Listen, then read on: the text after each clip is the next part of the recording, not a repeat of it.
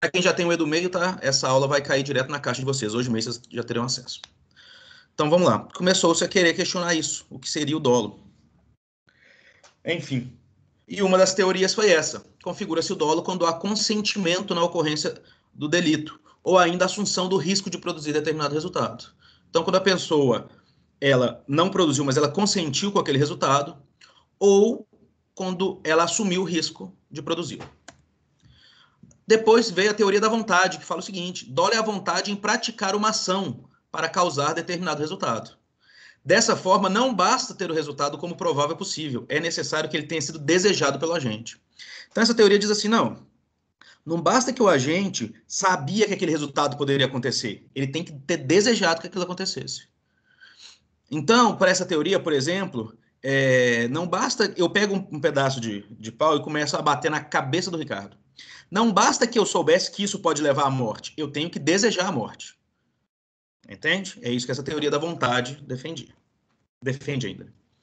E a teoria da representação, que diz: para a configuração do dolo, basta a previsão de um resultado. Olha só como é que é o oposto, só precisa prever. Como certo ou provável de ocorrer. Isso é, representa a simples probabilidade da ofensa ao bem jurídico penalmente protegido. Trata-se, na verdade, de uma simples antecipação mental do resultado. Essa teoria já é o oposto da outra.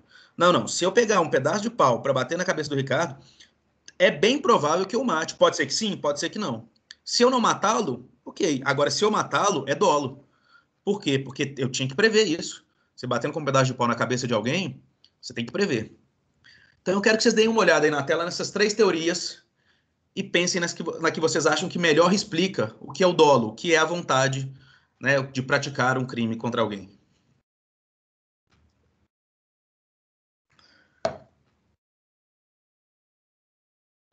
O nosso Código Penal fala do dolo no artigo 18. Disse o crime: 1. Doloso, quando o agente quis o resultado ou assumiu o risco de produzi-lo. O que o nosso Código Penal fez? Juntou duas teorias. O nosso Código Penal excluiu completamente a teoria da representação e juntou a teoria da vontade com a teoria do consentimento. Ana Carolina, obrigado. Tá ligada a câmera? Então, o que acontece? Eu vou explicar para vocês o que é esse dolo direto, o que é o dolo eventual, mas então, para a gente saber, quando a gente fala de teoria do dolo no Brasil, nós tiramos esse dolo da representação. O que é o dolo direto? A gente vai ver daqui a pouco. O dolo direto é o dolo mais conhecido, simples, quando a pessoa tem vontade de cometer um crime. Para esse dolo direto, é o começo do inciso 1, quando a gente quis o resultado, olha lá. Configura-se o dolo quando há consentimento na ocorrência do delito. E depois a teoria do consentimento, perdão, quando a gente quis o resultado, é a teoria da vontade. Dolo é a vontade em praticar uma ação para causar determinado resultado. Agora, no dolo eventual, o dolo eventual é quando a pessoa assume um risco. A gente vai ver sobre isso. E aí o nosso código utilizou a teoria do consentimento. Ele conseguiu em uma frase juntar duas teorias. Configura-se o dolo quando há consentimento na ocorrência. A pessoa pode não querer aquele resultado, mas ela consentiu. Eu não queria matar o Ricardo, não, mas deu uma paulada na cabeça dele, então eu consenti que poderia acontecer esse resultado. Tá? Hoje já não estou matando a Ana Carolina, vim matar o Ricardo hoje, que a Ana Carolina morreu tanto que ela nem abriu a câmera na última aula. Então, vamos lá. Elementos do dolo. Olha só o que a gente vai... Qual que vai ser o nosso conceito de dolo aqui? O dolo é a consciência e a vontade de realizar a infração penal. Entende isso, gente? O dolo é a consciência e a vontade. Guardem bem esses dois elementos, consciência e vontade. De realizar a infração penal, ou seja, compõe-se de um elemento cognitivo, que é a consciência, e de um elemento volitivo, caracterizado pelo desejo em cometer isso. Então eu tenho que ter a vontade de cometer e eu tenho que ter a consciência do que eu estou fazendo. Não adianta eu ter vontade e não ter consciência. Né? A gente entra aí no campo das pessoas com problemas mentais. Muitas vezes eles têm vontade, mas não têm consciência do que eles estão fazendo. Tá? E muitas vezes temos a consciência do que está sendo realizado, mas aquela não era a nossa vontade. A gente queria realizar um outro fato e acabou realizando aquele por erro, por exemplo. Então não é dolo. O dolo precisa dessa união, consciência e vontade. Eu tenho vontade de matar o Ricardo, tenho consciência que aquilo é errado e o faço. Então eu tenho dolo. Então nós temos aí o primeiro elemento, que é o elemento cognitivo ou intelectual, consciência. Para a configuração do dolo, existe previsão ou representação que se pretende praticar.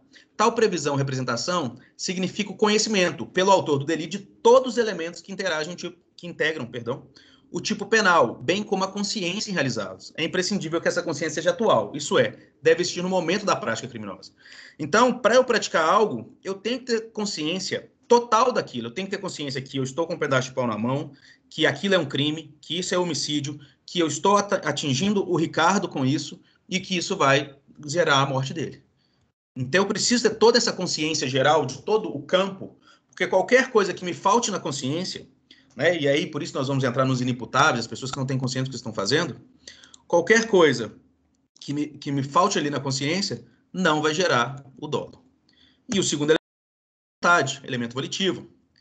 A configuração do dolo exige vontade, o querer, em realizar ação ou omissão para atingir determinado resultado. Aí eu pus um pouquinho do doutrinador, do Bittencourt, ele afirma que essa vontade pressupõe a possibilidade de influir no curso da causa. Uma vez que tudo que estiver fora do âmbito de atuação concreta do agente pode ser desejado ou esperado, mas não significa querer. Então, eu tenho que poder influenciar em toda a ação. Eu não posso vejam bem, eu não posso ser responsável por algo que eu não tenho influência. Tá? A gente tem alguns elementos de dolo que a gente vai estudar no futuro, que é o mandante de um crime. Eu mando o Marcos matar o Ricardo. Eu talvez não tenha influência naquela morte, no sentido de que não foi, a minha vontade não pode parar a mão do Ricardo. O Ricardo que vai, perdão, do Marcos, o Marcos que vai matar o Ricardo, ele que vai cometer aquele crime. Mas eu tenho o dolo, eu tenho a consciência daquele crime e eu tenho a vontade que ele ocorra. Entende? Então, são esses dois elementos que configuram o dolo. Você precisa ter a consciência do que está sendo feito, completa, e você tem que ter a vontade que aquele resultado que está sendo almejado seja. Claro, gente, às vezes o resultado não é exatamente como a gente almeja, como o criminoso almeja, por exemplo. E eu vou explicar isso aqui. Mas, no geral, ele precisa, pelo menos, almejar aquele resultado. Ele tem que ter consciência e vontade. Então, nós vamos para a espécie do dolo. São duas espécies principais de dolo. Nós vamos ver outras, mas as espécies são: o agente prevê um resultado, dirigindo sua conduta na busca de realizá-lo. Esse é o principal. Eu quero matar alguém, eu prevejo. Vou dar um tiro no Ricardo e vou matar o Ricardo. É um dolo direto. Eu dirijo minha conduta para realizar. E o dolo eventual, que é o que eu quero que vocês mais prestem atenção, porque nós vamos passar o final da aula falando sobre ele, e ele é o tema do nosso trabalho. Olha só isso. Ocorre quando o agente, embora não queira diretamente o resultado, aceita sua ocorrência como possível ou provável, ou seja, assume o risco de produzi-lo. Para que seja configurada essa modalidade dolosa, é indispensável a presença, no caso concreto, da consciência e vontade de produzir o resultado. Eu vou dar alguns exemplos para vocês no final da aula, mas eu quero que vocês tenham isso em mente. Dolo direto, eu quis aquele resultado. Eu quis matar o Ricardo, dei um tiro e quis matar o Ricardo. Dolo direto. Eventual, eu assumi o risco. Eu posso não falar assim, não queria que ele morresse, mas se ele morresse também, morreu. Eu peguei um pedaço de pau e bati na cabeça do Ricardo só para lesionar, mas se ele morresse também, dolo eventual. Tá? Eu tive a vontade, eu tive a intenção, eu tive a consciência, atingi o Ricardo com um pedaço de pau. Queria só lesionar, mas se ele morresse, morreu. Problema. Isso é o dolo eventual. Era, gente, olha só, era previsível esse resultado? Eu batendo com um pedaço de pau na cabeça dele, era previsível que ele pudesse morrer? Era. Então eu assumi o risco. Se eu assumo o risco, dolo eventual. Então essa é a diferença do dolo direto, que eu quero aquele resultado mesmo, e o dolo eventual, que eu assumo o risco. Eu tenho a ação, se acontecer, aconteceu. Dentro dessas classificações de espécies de dolo, nós temos, dentro das espécies de dolo, nós temos as classificações do dolo. O primeiro é o dolo genérico, é aquele já visto, é o principal. Né? Matar alguém, é a vontade, é o dolo genérico. Qual que é a minha vontade? Matar. Praticar um furto, qual que é a minha vontade? Furtar. Praticar um roubo, roubar. Tá? Mas dentro disso nós temos o dolo específico, ou chamado especial fim de agir. É aquele que, além do dolo genérico, ele exige uma outra finalidade. Olha isso aqui, o artigo 159 diz: sequestrar pessoa com o fim de obter para si ou para outrem qualquer vantagem, como condição ou preço de resgate. Olha como é que o dolo da pessoa aqui vai modificar o crime. Por quê, gente? Se eu pego uma pessoa, coloco ela dentro de um quartinho, vocês ainda vão estudar isso daqui 2 semestres, provavelmente, né, que na parte especial. Se eu pego uma pessoa, coloco ela dentro do quartinho e a mantenho lá, eu estou praticando o crime de cárcere privado. Agora, se eu pego uma pessoa, coloco ela dentro do quartinho e ligo para a família dela e peço dinheiro, eu estou praticando sequestro. Olha como é que o meu dolo final, especial fim de agir, muda a minha ação. Um dolo é só manter a pessoa dentro de um quarto. O outro dolo é exatamente o que fala lá, com o fim de obter para si ou para outra em qualquer vantagem, como resgate. Então, o dolo, ele pode ter um fim específico, ou o fim em si mesmo. Qual que é o meu dolo específico em prender uma pessoa? Conseguir dinheiro, sequestro. Qual que é o meu dolo específico? Só manter aquela pessoa presa? Cárcere privado. Então, o dolo, a intenção da pessoa, modifica até o crime que ela comete. E por último, nós temos o que a gente chama de dolo geral ou erro sucessivo. Gente, lembrando que esses 3 dolos aqui, eles vão gerar crime, tá? Os 3 vão gerar o crime doloso. A gente só está variando entre os dolos para vocês entenderem. Esse é muito interessante, olha só. Ocorre quando a gente pratica uma ação e supõe erroneamente alcançado o resultado. Ocorre que, para encobrir o resultado, realiza nova ação, a qual de fato é responsável pelo resultado. O exemplo que o Nelson Hungria dá é o seguinte: uma pessoa bate no outro várias vezes na cabeça dela. É o caso um pouco do casal Nardoni que aconteceu. Bate várias vezes na cabeça da pessoa e acha que matou. Aí fala, quer saber, eu vou esconder o corpo. Pega o corpo e joga no rio. Após alguns meses, esse corpo é encontrado. E o legista descobre que a causa da morte foi afogamento. Não foram as pancadas. Então a pessoa, julgando que tinha matado a outra, tentou encobrir o corpo. Mas a pessoa não tinha morrido. Provavelmente, se ela tivesse deixado ali, a pessoa teria sobrevivido. E aí, a pessoa morreu afogada, porque jogou o corpo no rio. Qual que era o dolo dessa pessoa, gente? Não era matar? A princípio, com as pauladas na cabeça? Ele só matou de um jeito diferente do que ele previa. Por isso que a gente chama de dolo geral ou erro sucessivo. A pessoa acabou morrendo por afogamento e não pelas pancadas na cabeça. Mas a intenção dela era qual? Era matar. Então não interessa se foi por afogamento. No final pode fazer alguma diferença. Vocês vão ver lá nos agravantes e atenuantes da pena. Mas aqui, para o crime, homicídio, mesma coisa. Ou ele mataria pelas pancadas ou matou por afogamento jogando no rio. Tá? Então, de todo jeito, configura-se o dolo nesse caso. O casal Nardoni tem uma diferençazinha porque alguns advogados defendiam, alguns juristas, vou dizer assim, defendiam que se o Nardoni, ele não quis se declarar, né, culpado, mas se ele declara que ele achou que a menina estava morta, que a madrasta matou, e ele jogasse ela lá de cima e a perícia comprovasse que ela morreu antes, ele teria jogado lá de cima um cadáver morto. Então ele não responderia por homicídio. O máximo ali, uma tentativa de ocultação de cadáver ou uma improbidade no sentido da persecução criminal, alguma coisa assim, de esconder provas ou dificultar a ação policial. São crimes muito mais leves, né? Mas ele não quis nessa linha, ele quis se defender o tempo inteiro que eles não praticaram aquilo. E não quis jogar para cima da mulher dele, principalmente, porque ele teria que jogar o crime todo para cima dela. Teria que falar que ela matou, ele pegou uma criança morta e jogou lá de cima. Seria crime impossível para homicídio, já estaria morta, né? Mas de todo jeito, no final não daria certo, porque a perícia comprovou que ela morreu quando ela caiu lá embaixo. Então, ele responderia do homicídio, de toda forma. Mas aí, pra vocês entenderem, essa seria a diferenciação do dolo geral ou erro sucessivo. Né? Por mais que, nesse caso, a pessoa que mata uma ou outra e depois joga ela de cima de um prédio para falar que foi um acidente, o resultado que ela queria era morte, e depois ocultação. Ela vai responder pela morte, de qualquer jeito. Por último, nós temos o dolo alternativo. O agente imagina uma pluralidade... Perdão, por último não, nós temos as 3 classificações. O agente imagina uma pluralidade de resultados, dirige sua conduta a realização de qualquer um deles. De novo, gente, aqui o resultado vai ser o mesmo. Os exemplos que eu estou dando em relação ao Ricardo. Eu desejo praticar lesão corporal ou homicídio. Eu pego um pedaço de pau, com raiva, e eu falo assim, quer saber, dane-se. Começa a bater na cabeça do Ricardo com um pedaço de pau. Eu não estou nem aí se eu vou só lesionar ele ou se eu vou matar. Ou eu vou lesionar ele ali, talvez num dolo, né, direto, ou eu vou matar ele num dolo eventual. Se morrer, morreu. De todo jeito, eu vou responder dolosamente, ou pela lesão corporal ou pelo homicídio. E aí, quando a pessoa tem essa vontade de lesionar ou matar, é dolo alternativo. Ou ele vai responder por lesão corporal dolosa, ou ele vai responder por homicídio doloso. De todo jeito ele vai responder. Diferente, mas que o resultado é o mesmo, de novo, do dolo cumulativo. O agente pretende alcançar 2 resultados, cuja lesão refere-se ao mesmo bem jurídico penalmente protegido. Então, eu desejo ferir o Ricardo, bater bastante nele, maltratar ele bastante, para depois matar. Então, eu almejo as 2 coisas. De todo jeito, no Código Penal, a gente vai ver depois, eu vou responder só por homicídio, né? Ou lesão corporal seguida de morte, vai depender do dolo aí. Mas o que acontece? O dolo é diferente, e a gente está tratando aqui do dolo especificamente, fazendo um estudo muito teórico, Isso aqui não são coisas que são muito discutidas numa ação penal, por exemplo, porque você vai ter que entender a mente do criminoso, e ele não vai falar isso. E jamais vai falar assim, se morrer, se morreu. Às vezes fala, né, mas é muito difícil. Se morrer, morreu, eu queria só lesionar. Ele não vai falar assim, eu queria bater bastante e depois matar. Não, ele vai sempre falar que queria só lesionar. Ele nunca vai admitir que queria matar, né? Mas aqui, como a gente está estudando o dolo, a vontade da pessoa, nós temos que dar todos os tipos de dolo que existe. Então, o dolo alternativo é esse. Ou eu machuco bastante o Ricardo, ou eu mato. Tanto faz. Os dois para mim servem. E o outro é, não, eu quero machucar bastante o Ricardo e matar ele. Aí é um dolo cumulativo. Eu tenho os dois dolos. Eu tenho o dolo de lesionar e o dolo de matar. E não ou o dolo de matar.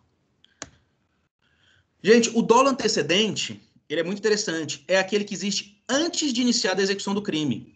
Ele é indiferente para o direito penal. Olha só. Quero que vocês prestem bastante atenção nisso, que nós vamos ver 3 tipos de dolo. Antecedente, concomitante e subsequente. O único dolo que interessa para a gente é o concomitante. Eu só tenho que ter dolo, vontade e consciência quando eu estou praticando o crime. Não interessa eu ter o dolo subsequente. Eu fui lá, de forma culposa, sem ter vontade, lesionei o Ricardo. Depois eu falo assim, quer saber? Eu sempre tive vontade de lesionar o Ricardo. Isso não interessa. Essa minha vontade e consciência posterior não interessa. Interessa o concomitante que aconteceu no momento. Então, por exemplo, eu sempre tive vontade de lesionar o Ricardo. Sempre tive, não. Quero lesionar o Ricardo, sempre tive essa vontade. Ok. Um dia passando na rua, por exemplo, eu tropeço, bato no Ricardo, ele cai e bate a cabeça. Eu vou responder dolosamente por isso? Não. Por quê? Porque por mais que eu tenha um dolo antecedente, eu sempre quis lesionar ele, concomitante, na hora, no momento, eu agi culposamente. Eu não agi com dolo. Naquele momento, naquela lesão, no crime acontecido, eu não tive a vontade de lesionar o Ricardo. Por isso que o direito penal só cuida do dolo concomitante. O dolo que você tem antes, antecedente, a vontade que você sempre teve de lesionar alguém, ou depois que lesionou, você fala, eu queria mesmo ter lesionado, pensando bem, isso não importa. Importa o dolo que você tem no momento da ação. Então, para a gente, só interessa o dolo concomitante.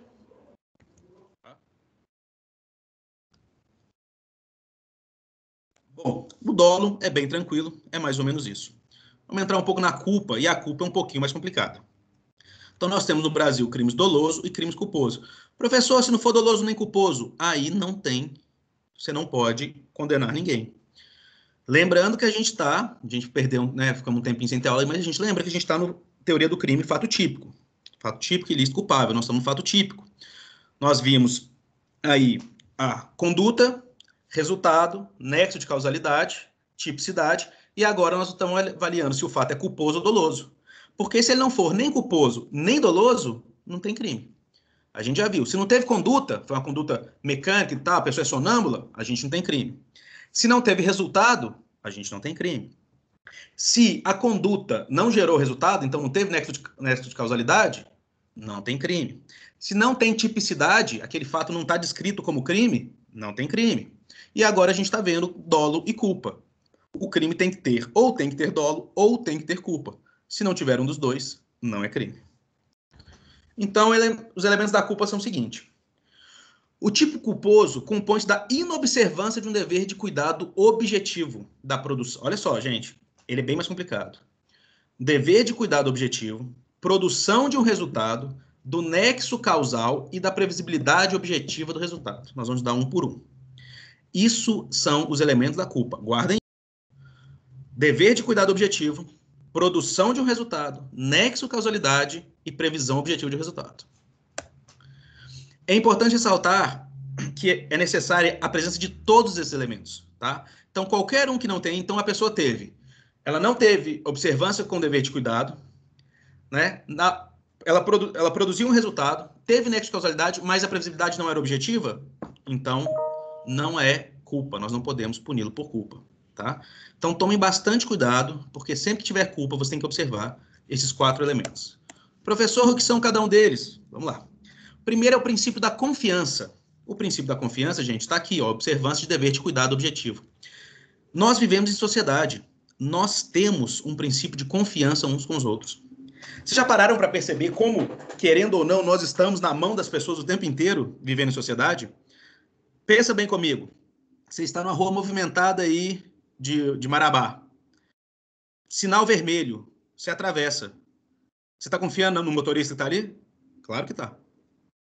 Porque se ele quiser ultrapassar o sinal vermelho, ele vai te atropelar.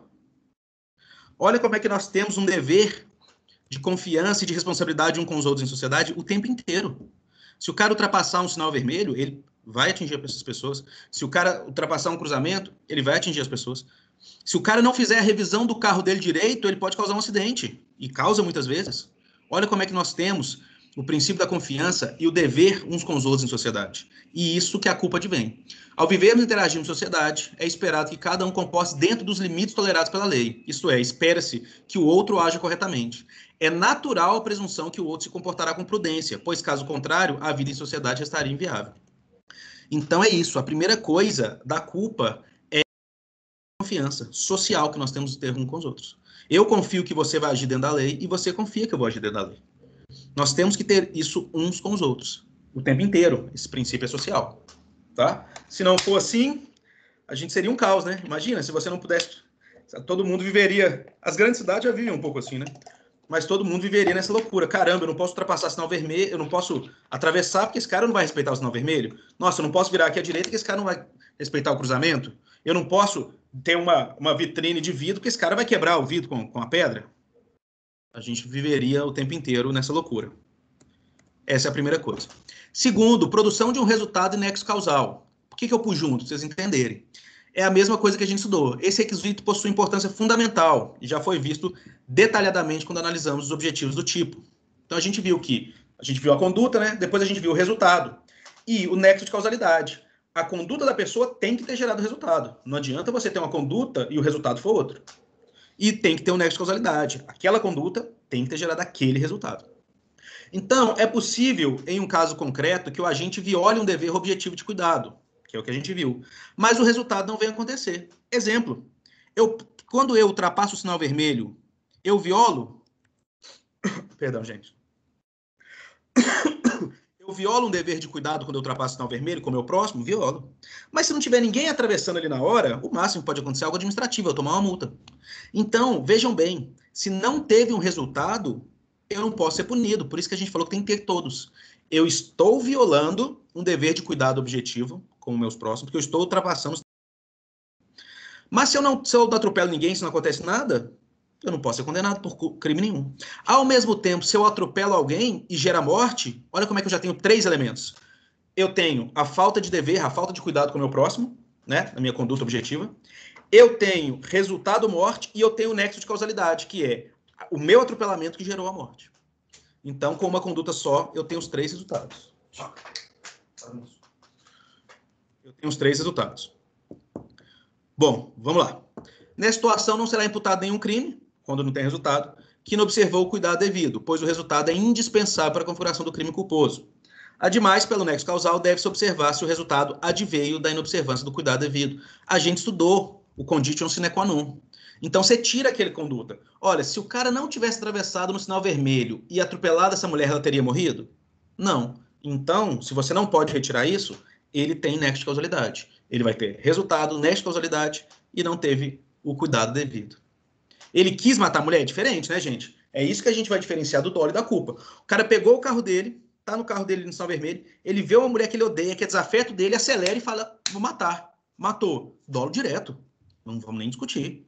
Agora, o cara tá lá, olha pros dois lados, não vê ninguém, fala, quer saber, eu vou atravessar esse sinal vermelho. Acelera, de repente tá passando uma mulher que ele não viu, nem conhece, atropelou e matou. Olha como é que a conduta aqui é culposa. Ele não teve o cuidado social, porque ele atravessou o sinal vermelho.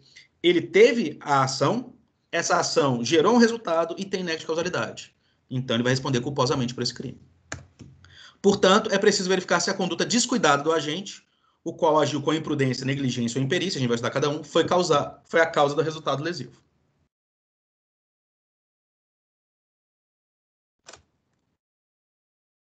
Previsibilidade objetiva do resultado. O resultado deverá ser objetivamente previsível, sendo esta a característica essencial dos crimes culposos. Gente, eu tenho que prever que isso é o famoso seguinte, vai dar merda. Se eu não puder falar vai dar merda, não tem como ser culposo. Quando você ultrapassa o sinal vermelho, você não pode pensar assim, putz, pode dar merda? Pode. Pode ser não estar vendo ninguém, mas pode dar merda, por isso que o sinal está vermelho. Tá? Agora, se você não pode prever aquele resultado, não tem como a gente colocar alguém como culposo. Exemplo é o homem médio. né? É um exemplo muito criticado pela doutrina, esse exemplo do homem médio, mas até hoje é o que é mais fácil de se entender. Nós temos que pensar como um homem médio. Professor, que é um homem médio? 1,70? Não, não é isso que está querendo dizer. O homem médio é um homem socialmente ativo. Aquela pessoa que conhece os direitos, seus deveres, não precisa ser alguém formado em direito, mas tem noção dos seus deveres, tem noção da sua conduta social, tem noção do que ele deve fazer em prol da sociedade. Essa pessoa poderia prever o resultado? Se sim, a gente vai entender que teve previsibilidade. Se não, não. Exemplo, vou dar um exemplo para vocês até na área civil. O Marcos trabalha na confeitaria com bolo de casamento. Eu viro e falo, Marcos, vou casar. Não, eu não, pelo amor de Deus. Deus me livre. Alguém vira e fala, Marcos, vou casar. Faz um bolo aí de casamento para mim. O Marcos, então, fala, claro, faz, sem problema nenhum. O Marcos vai, faz o bolo na sexta-feira para ser entregue no sábado. E o Marcos deixa esse bolo lá no quintal da casa dele e vai dormir. Aí vem o vento, chuva, destrói o bolo. Era previsível, gente, você deixar um bolo de casamento de um dia para o outro, ao relento, poderia ser danificado? Claro que era previsível. Agora, o Marcos, muito cuidadoso como é, ele pega esse bolo e ele deixa dentro de um galpão que ele tem para guardar as coisas. Ele deixa lá no galpão guardado da forma mais correta possível. De repente, em Marabá, acontece um terremoto. Destrói o galpão dele e danifica o bolo. Era previsível esse resultado, gente? Era previsível que ia acontecer um terremoto em Marabá? Entende como é diferente? Nesse caso, a gente não pode considerar a culpa. Esse é o último elemento da culpa. Ela tem que ser minimamente previsível. Exemplo, eu não sei como é que é o trânsito em Marabá, mas imagino que uma cidade grande deve ser ruim, né? Todo lugar o trânsito é ruim. Então, eu imagino o seguinte, Marcos, você precisa me entregar o bolo aqui 5 horas. Beleza? Beleza.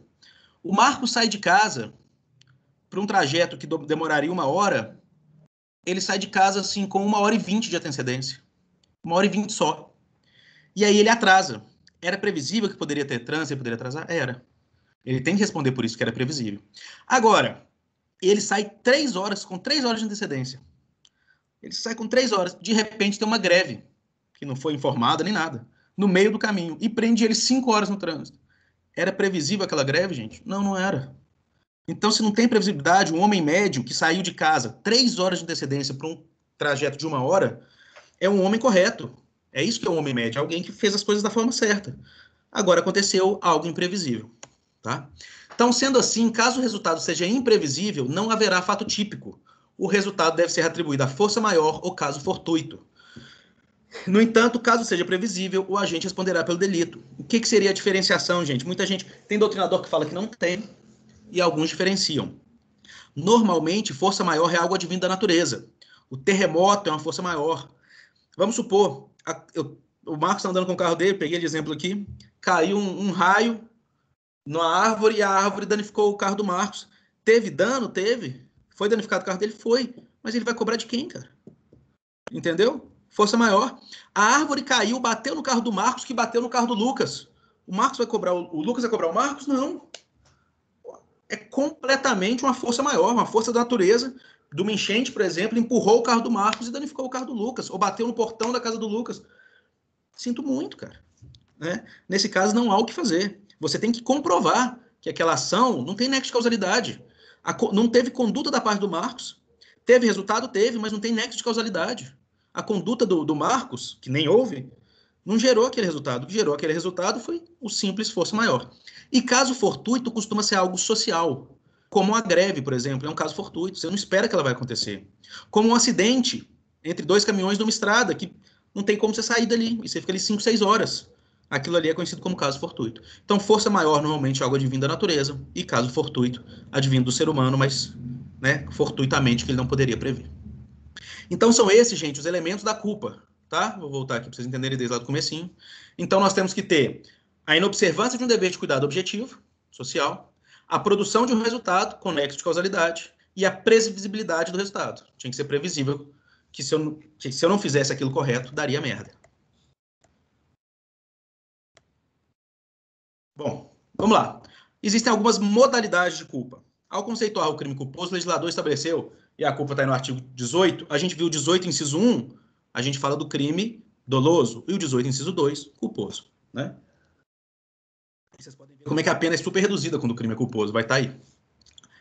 Vamos lá. Do Código Penal, que este ocorrerá quando o agente agir com imprudência, negligência ou imperícia. Bom, alguns doutrinadores odeiam essa diferenciação, falam que ela não existe, que é tudo a mesma coisa, mas alguns falam que ela existe sim, e o código colocou. Então, nós vamos dar cada uma. Então, para haver culpa, o autor tem que ter agido com uma dessas três, ou com imprudência, ou com negligência, ou com imperícia, ou com duas ou três delas, tá, gente? Uma só já daria, duas ou três. Imprudência, que é a que mais acontece, é a falta de atenção e de cuidado, uma vez que o agente se precipita e age de maneira descuidada.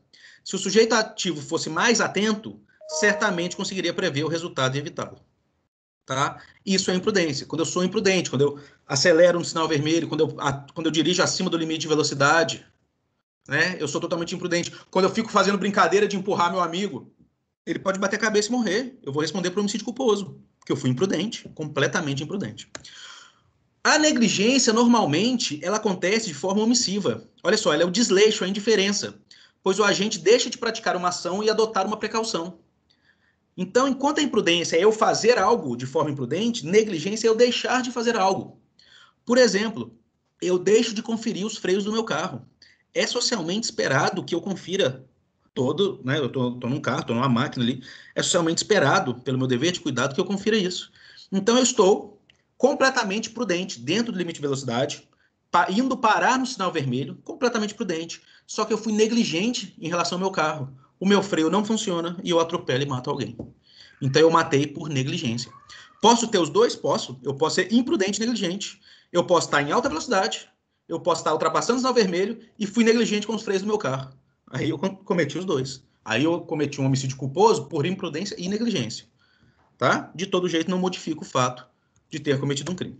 A última, gente, é a imperícia. É a falta de aptidão, e qualificação técnica de arte ou ofício ou profissão. Bom, tomem cuidado que isso aqui não é o erro profissional. Né? Muitas vezes confunde-se com erro profissional, mas não é. Às vezes pode ser condenado por culpa, tá? Mas às vezes um médico comete um erro, às vezes um engenheiro comete um erro. Não necessariamente isso aqui vai ser considerado imperícia. A imperícia é quando você não tem aptidão para fazer aquilo, tá? O que acontece? Não é erro profissional. Igual você dirige um carro e você não tem condição de dirigir carro, você não sabe dirigir, você não tem carteira, você não sabe dirigir. Você pega um carro e dirige, você está sendo imperito naquilo. Se você cometer algum crime na direção daquele veículo, vai ser por imperícia. Tá? Se um médico deixa um bisturi na barriga de alguém, normalmente ele não foi perito, porque o médico é completamente perito para fazer a cirurgia. Ele pode ter sido negligente, ou dependendo da situação, imprudente, mas não imperito. Então não confundam nessa área. Esses são os três. E a gente entra agora na espécie de culpa. Só um pouquinho, gente. Nós teríamos a culpa imprópria. O agente deseja a ocorrência do resultado, mas age em erro de tipo evitável ou inexcusável. Nas discriminantes putativas ou excesso de causa de justificação. Essas discriminantes putativas e excesso de causa de justificação nós vamos estudar na próxima aula. Então, o agente supõe que sua ação está acobertada por uma causa de excludente de licitude, que se de fato existisse, tornaria a ação ilícita. Quais são as excludentes de licitude? Nós vamos estudar na próxima aula. Legítima defesa, estado de necessidade, exercício regular de direito, estrito cumprimento do dever legal. Nestes casos, o sujeito agiu com dolo, mas será responsabilizado a título de culpa, se prevista por razão de política criminal. Então vamos lá, tomem cuidado que esse culpa imprópria é muito chatinho. Por que ele é muito chatinho? Porque ele é totalmente bagunçado no meio da culpa. Tudo que a gente vê que é política criminal, gente, o que é política criminal? É o Estado falando o seguinte, caramba, isso aqui que a pessoa fez é um ato completamente doloso. Nossa, mas a gente não pode culpar ele por dolo nisso aqui, é muito pesado para o que ele fez. Vão por culpa. Pô, mas não tem nada a ver com a culpa. Os estudiosos de direito ficam doidos, falam, mas pelo amor de Deus, ele quis o resultado, ele teve consciência e vontade. Como que nós vamos falar que é culpa? Ah, política criminal. Então, tudo que a gente vê de política criminal é quando eles tentam dar um jeitinho para não ser o que é e dar uma ajustada. Culpa imprópria é caso clássico de política criminal. Ele é tão clássico de política criminal que ele criou uma distorção. Na culpa, gente, não cabe tentativa. Essa é a regra. Como que eu vou ter uma tentativa de culpa? Eu tentei ser imprudente, mas eu preciso ter resultado. Então, vocês não vão achar um jeito de admitir tentativa na culpa. Não tem jeito. Nossa, eu tentei ser imprudente e não consegui. Mas se você não conseguiu ser imprudente, você não teve resultado. Se você não teve resultado, não tem culpa. Não tem crime culposo, entende? Nesse caso aqui pode ter. Então eles criaram essa distorção maluca. Na culpa imprópria, nós podemos ter tentativa. É a única forma de ter tentativa. Porque a culpa imprópria, a pessoa age com dolo. Exemplo, eu estou na minha casa, estou aqui, eu começo a ouvir um monte de barulho. Alguém vai entrar na minha casa, alguém vai entrar na minha casa. Então, o que eu imagino, gente? Que eu estou diante de uma excludente de ilicitude, que é o que a gente vai estudar na próxima aula. Legítima defesa, estado de necessidade, estrito cumprimento dever legal, o exercício regular do direito. Então eu falo, caramba, eu vou agir em legítima defesa aqui do meu patrimônio, tem alguém entrando na minha casa. Dou um tiro e mato a pessoa. Depois eu descubro que aquela pessoa era meu primo, meu irmão, que estava entrando na minha casa, meu filho. Aí a justiça fala assim, meu Deus, e agora o que a gente faz? Porque como é que a gente condena esse cara por homicídio doloso? É pesar demais, ele não quis matar o filho dele, ele não quis matar alguém. Ele achou mesmo que tinha alguém entrando na casa dele. E aí? Ah, vamos falar que ele foi imprudente. Poxa, mas imprudente, mas ele agiu com dolo, ele agiu com vontade e consciência. Mas... E aí a justiça fica sambando, o judiciário fica sambando em cima disso. O nosso Congresso também, e cria-se a figura da culpa imprópria. A pessoa age com dolo, com vontade, mas responde culposamente. Culpa imprópria é isso. E nesse caso, professor, como fica? Olha só, guardem essas palavras, se evitável, até marquei, e inexcusável. Então, o que acontece? Se era evitável, se ele podia ter dado uma olhada melhor, se ele podia ter chamado o filho dele, se ele podia ter gritado, oh, quem é, e a pessoa ter respondido, então era evitável, ele vai responder por homicídio culposo, por incrível que pareça, por culpa imprópria. Agora, se era inevitável, não, ele viu realmente uma sombra pulando ali, ele chamou, a pessoa não respondeu, tem um cara que está falando que vai matar ele há muito tempo, era inevitável aquilo. Aí ele não responde por crime nenhum, tá? Ele vai responder, pelo que a gente vai ver na próxima aula, de legítima defesa putativa, que é imaginária. Realmente tinha como qualquer pessoa no lugar dele, aí voltamos ao homem médio, qualquer homem médio no lugar dele atiraria também, pensaria que é um criminoso entrando na sua casa.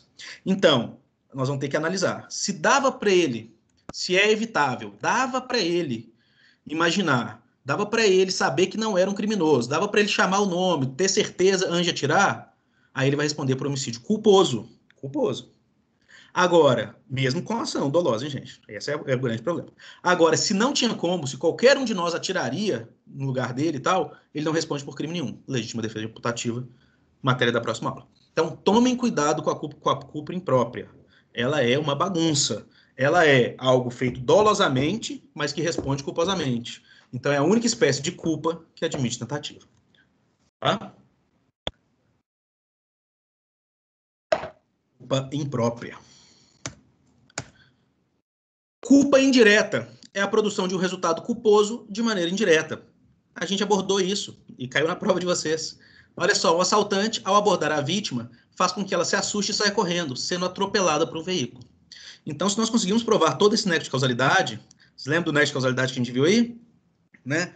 Conduta relativamente, das relativamente, que é na prova de vocês, bate nisso aí exatamente. Se a gente conseguir comprovar que a pessoa realmente correu por causa do assalto, desse medo, desse assalto lá, e foi atropelada por isso, nós temos nexo de causalidade. Nós temos todos os elementos da culpa. Nós chamamos de culpa indireta. Se essa pessoa morrer, ele vai responder por homicídio culposo. Tá? Por quê? Porque tem o nexo de causalidade.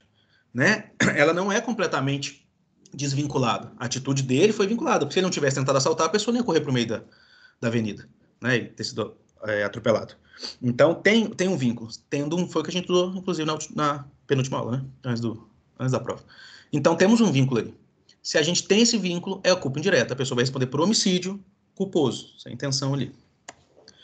Culpa presumida. Cuidado. É aquela em que não se exige a comprovação de culpa, pois ela é presumida. Inexiste no direito penal brasileiro, tendo em vista a proibição da responsabilidade objetiva. Tem uma moça, estava aqui com o nome de Jai, ela está aí?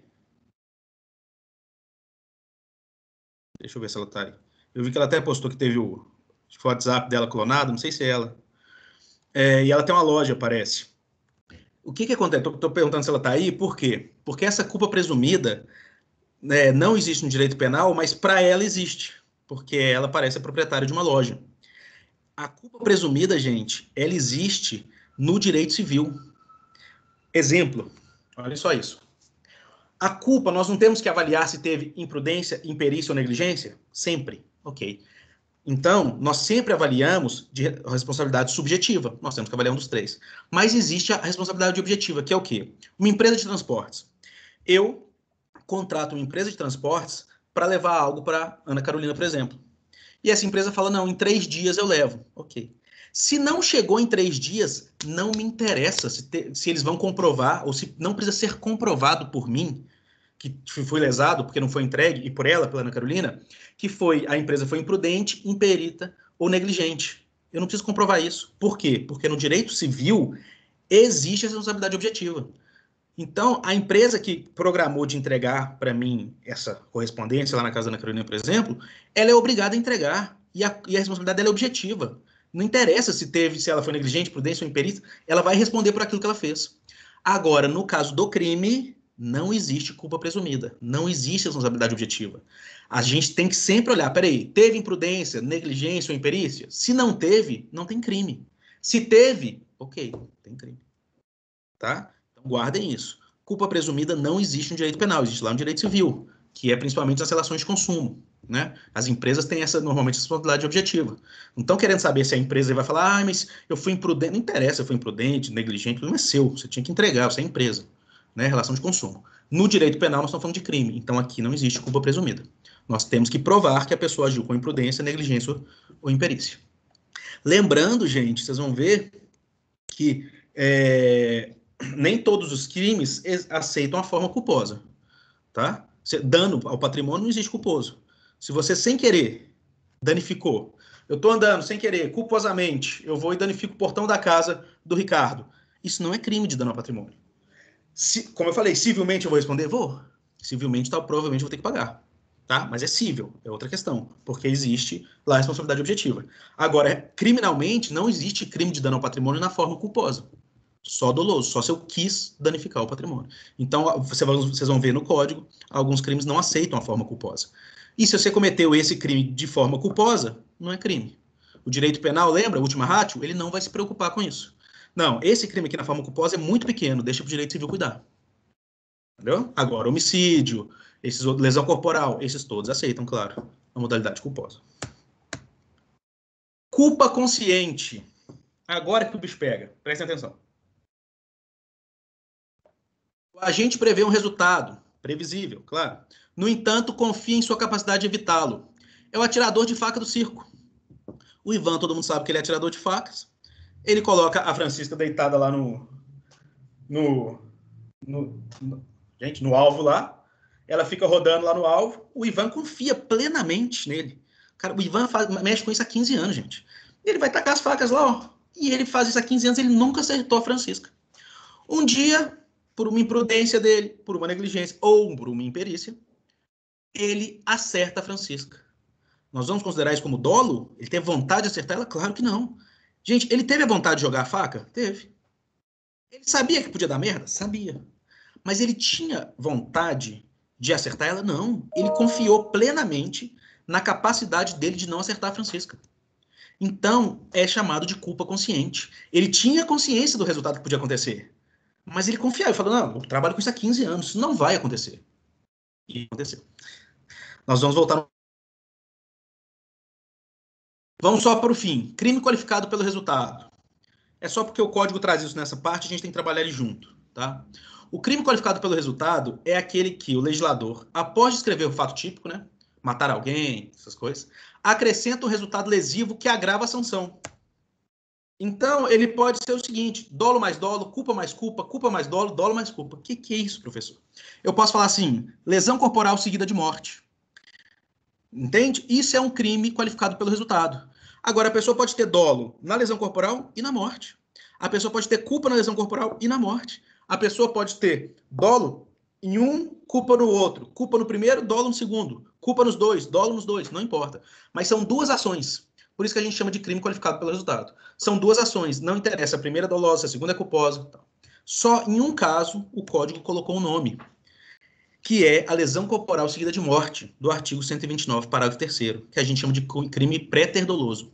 A pessoa tem a intenção de lesionar e acaba matando. Por quê? Por culpa, porque foi imprudente. Eu queria só lesionar o Ricardo, só dar umas pancadas nele. Acabei matando. Então eu tenho dolo no consciente, na primeira parte, né, que é a lesão corporal, e culpa no consequente, que é a morte. Nesse caso, eu vou responder pelo crime criado. Criou-se um novo crime pré-doloso, que é a lesão corporal seguida de morte. Por quê? Porque se eu tenho o dolo de matar, já de cara, eu respondo por homicídio. Se eu tenho o dolo de lesionar e matar, eu respondo por homicídio. Se eu tenho o dolo de matar causando lesões, esquece a lesão, eu respondo por homicídio também. Agora, se eu tenho o dolo só de lesionar e acabo matando, eu não respondo por homicídio. Eu respondo por homicídio com resultado morte. Então eu tenho dolo, aí criou-se um novo tipo penal, por isso que chama de crime pré-doloso. É só para vocês terem a noção. Pode ser qualquer um desses, gente. Dolo mais dolo, culpa mais culpa, culpa mais dolo e dolo mais culpa. Os 4 misturados. O código só trouxe um com o nome específico, que é o pré-doloso, que é a lesão corporal seguida de morte, que é dolo mais culpa. Tá? Só para vocês terem essa noção. Voltando à nossa culpa consciente e dolo eventual para a gente finalizar a aula. E fazer um trabalho. Olha só. Tudo que vocês forem estudar para concurso, tudo não, mas 90% de questões de concurso, de dolo e culpa, é isso aqui. A linha é tênue demais. Mas demais. Eu queria, se possível, quem tivesse com a câmera aberta aí, que já abriu, abra a câmera de novo para a gente prestar atenção nesse finalzinho, por favor. Abra uma câmera aí para a gente poder. Prestem atenção aqui, porque aqui é o seguinte. Não tem como eu explicar essa matéria, me perdoem os que vão se sentir ofendidos por isso, mas não tem como eu explicar essa matéria de outro jeito. Só existe uma teoria para vocês aprenderem essa matéria, que chama-se a teoria do foda-se e do fudeu. E ela é o único jeito, não é o único, né? Mas é o mais fácil para você diferenciar a culpa consciente e o dolo eventual. Quando você tem, numa ação da pessoa, dolo eventual, a pessoa pensa, foda-se, eu vou fazer. Quando a pessoa tem culpa consciente, ela pensa, fudeu, deu merda. É a única diferenciação.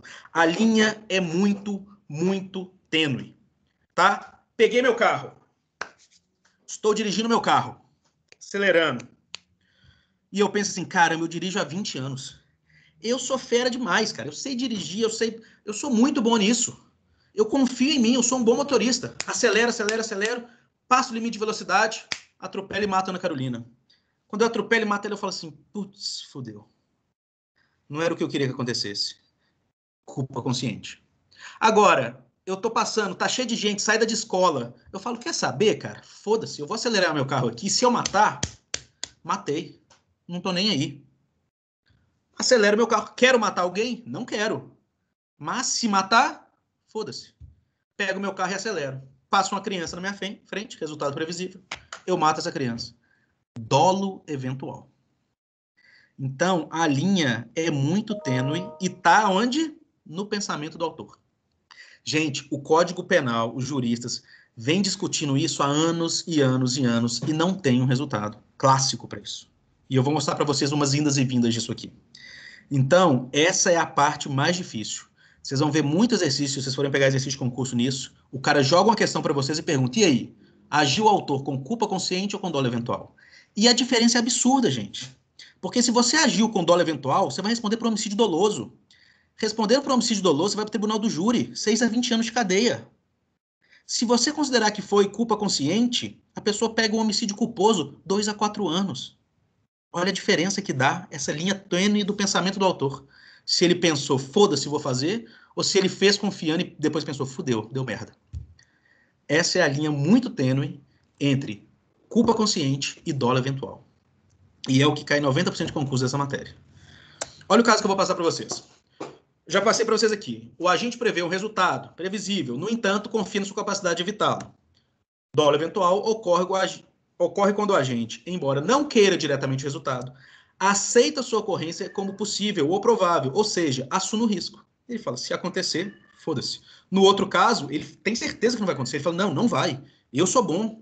Eu dirijo pra caramba, não vai acontecer. Se acontecer, ele fala, nossa, acabei com minha vida, fudeu.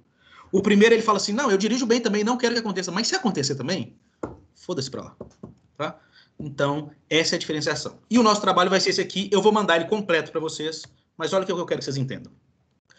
O sujeito que ingere bebida alcoólica ou outras substâncias entorpecentes, ou que conduz seu veículo acima da velocidade permitida na via, assume o risco da produção do resultado, agindo com dolo eventual, ou confia na sua perícia ao ponto de evitar o resultado, atuando com culpa consciente. Essa é a minha pergunta para vocês. Olha só. Em 2011, o Supremo Tribunal Federal desclassificou o crime de homicídio culposo para homicídio doloso, perdão, para homicídio culposo em acidente de trânsito. Nessa decisão, a turma entendeu que a embriaguez alcoólica somente será punida a título doloso se for pré-ordenada. O que é isso, gente? Embriaguez pré-ordenada é quando a pessoa bebe para cometer o crime. Então, é o seguinte, o Marcos sempre quis matar a Ana Carolina. Ele quer matar ela, mas ele não tem coragem de matar ela. Ele fala, sabe o que eu vou fazer? Eu vou beber, eu vou encher a cara, e aí eu vou criar coragem para matar a Ana Carolina.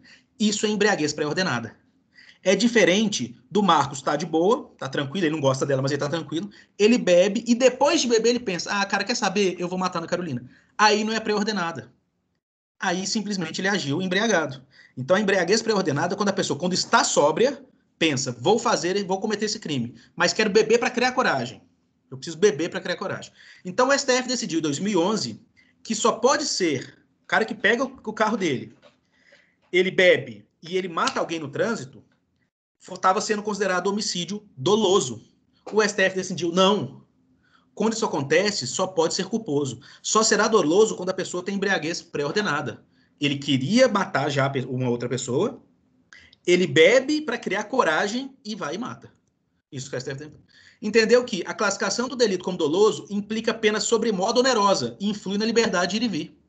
Porque então as pessoas que bebem e dirigem, se elas forem responder por homicídio doloso, o que o STF decidiu? Você está influenciando o direito de ir e vir da pessoa. Porque ela tem o direito, querendo ou não, mesmo que seja errado, porque se você coloca como doloso, você está proibindo a pessoa, proibindo o ir e vir dela de qualquer forma. Essa foi a decisão do STF. Mas, pouco tempo depois, o próprio STF decidiu o seguinte, olha na de baixo. Havendo embriaguez e velocidade acima permitida, a jurisprudência tem se posicionado no sentido da aplicação do dolo eventual, uma vez que estes estados representariam, a princípio, anuência com o resultado. Então começou a entender o seguinte, não, tudo bem, mas o cara bebeu e está dirigindo acima da velocidade, não pode ser culpa consciente, ele não pode confiar na habilidade dele, não, ele está acima da velocidade e bebeu. Então é dolo eventual. Ele está pensando assim, foda-se, se eu matar, matei. No caso sob exame, o paciente foi condenado pela prática de homicídio doloso, por imprimir velocidade excessiva ao veículo que dirigia, e ainda por estar sob influência de álcool, circunstância apta a demonstrar que o réu aceitou a ocorrência do resultado e agiu, portanto, com dolo eventual. Então nós temos duas decisões diferentes do próprio STF. A primeira ele fala, não, dirigiu e bebeu é culpa consciente.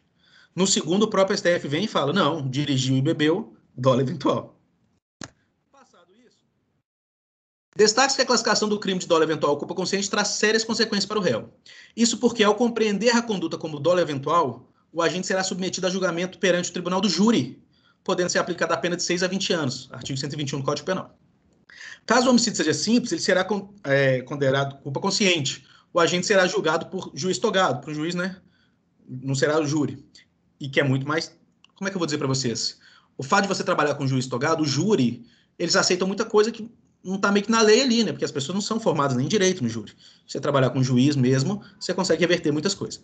E se sujeitará ao artigo 300, que dispõe que a prática de homicídio culposo na direção de veículo automotor é sancionada com pena de 2 a 4 anos de detenção. Gente, detenção, não pode nem começar no regime fechado. No mínimo semiaberto. E suspensão ou proibição da obtenção de permissão ou habilitação para dirigir. Olha como que a decisão tênue do que o cara estava pensando, se for decidido pelo juiz, que ele pensou, foda-se, ele dirigiu e falou, se matar, matei, ele vai pro júri e pode pegar de 6 a 20 anos de cadeia.